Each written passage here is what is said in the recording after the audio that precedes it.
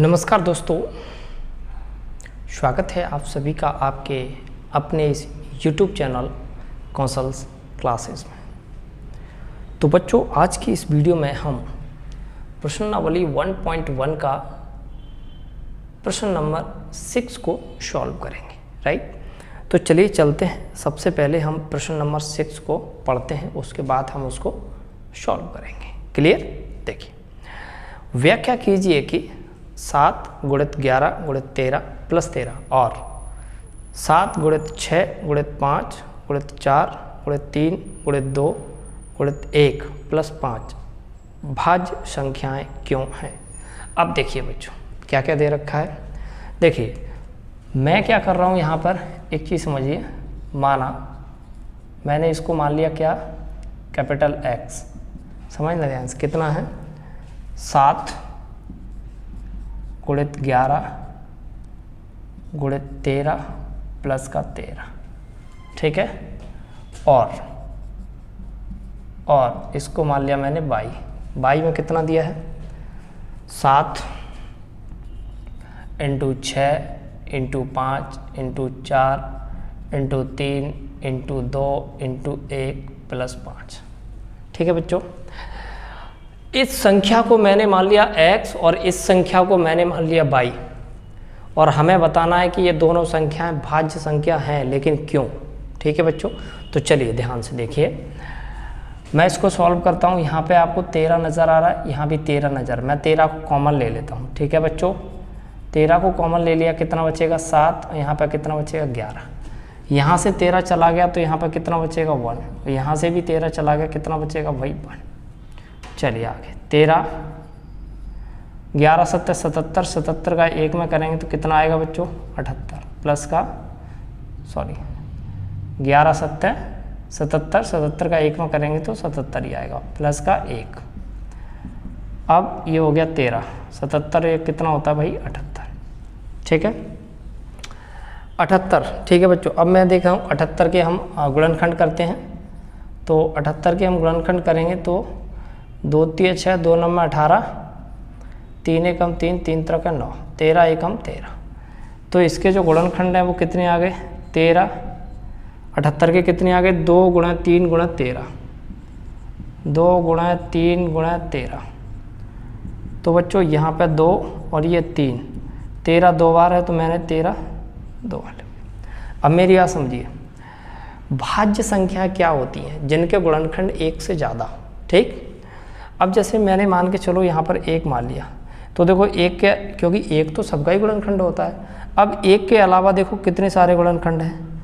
तो जिस संख्या के 1 के अलावा भी गुणनखंड होते हैं वो भाज्य संख्या होती है। तो भाई ये तो भाज्य संख्या है। अब इसको और चेक कर लेते हैं, ठीक है। चलिए,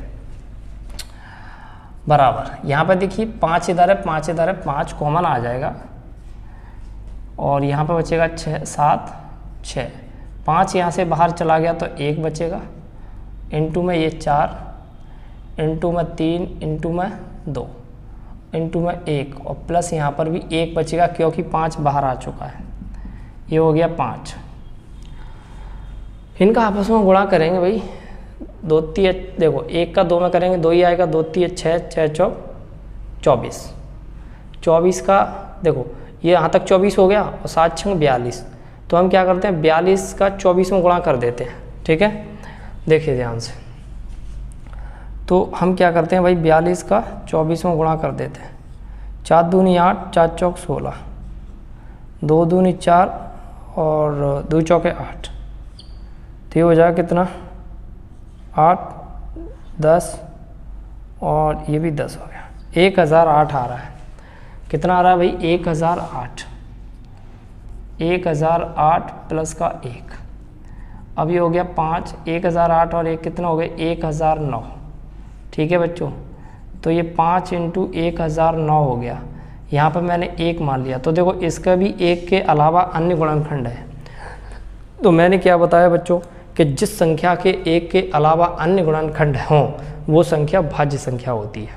तो देखो इसके भी 1 के अलावा अन्य गुणनखंड है, इसके भी 1 के अलावा अन्य गुणनखंड है, यानी कि दोनों संख्याएं कैसी हैं भाज्य संख्याएं। तो हम लिखेंगे अतः x और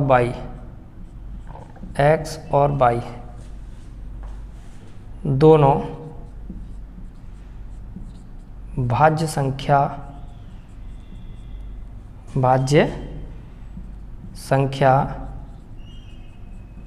हैं, क्योंकि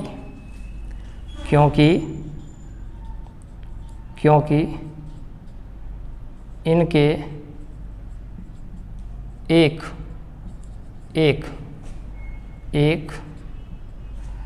के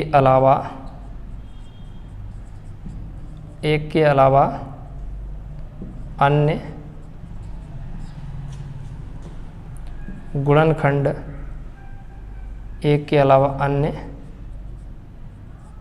गुणनखंड भी हैं। ठीक है बच्चों, चलिए क्योंकि इनके एक के अलावा अन्य गुणनखंड भी हैं, तो जिस संख्या के एक के अलावा अन्य गुणनखंड हो वो भाज्य संख्या कहलाती है। ठीक, तो बच्चों उम्मीद करता हूँ कि प्रश्न नंबर 6 आपको